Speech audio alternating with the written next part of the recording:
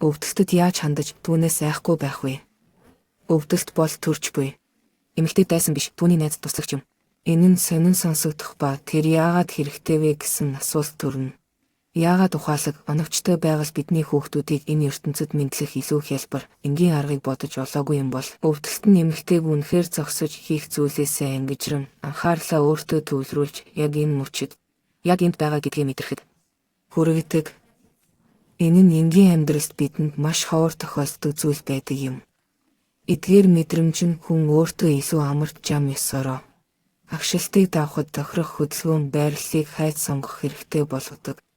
Хэрэв бид биедээ саад хийхгүй хөдөлгөөн хийж агшилтыг даван туулахад хамгийн тав тухтай байрлалыг хайж олж чадвал би өөрөө амжилттай төрөхийн тулд хэрхэн үйлдэхийг мань зааж өгөх болно.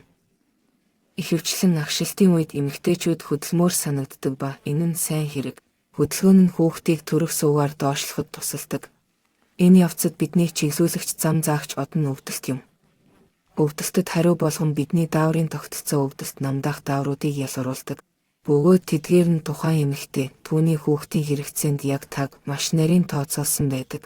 Яг эдгээр дааврууд нь хүүхдийг эхийн хөвсий доторх амьдралаас гаднах ертөнцид амьдрах горимд шилжихэд нь тусалдаг. Умаан дотор эрэхтэн тогтолцоо биднийхтэй адил ажилддаггүй. Хүүхдэд өөрөө амьсгалах, хооллох, ялгаруулах шаардлагагүй. Бүх мэдрэхүйн намдсан горимд ажилдаг. Дархлааны тогтолцоо нь ямар ч бичил биетэнтэй харилцан үйлчилдэггүй. Харин төрөх мөчид бүх зүйл өөрчлөгдөнө.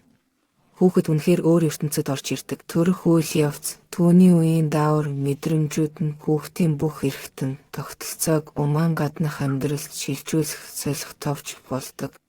Өвдөлтөөс бүү тэр чамайг хүүхдтэйгээ уулзахад чинь туслана. Аль болох тайвширч өөрийн биеэ сайн сонсохыг хичээгээрэй.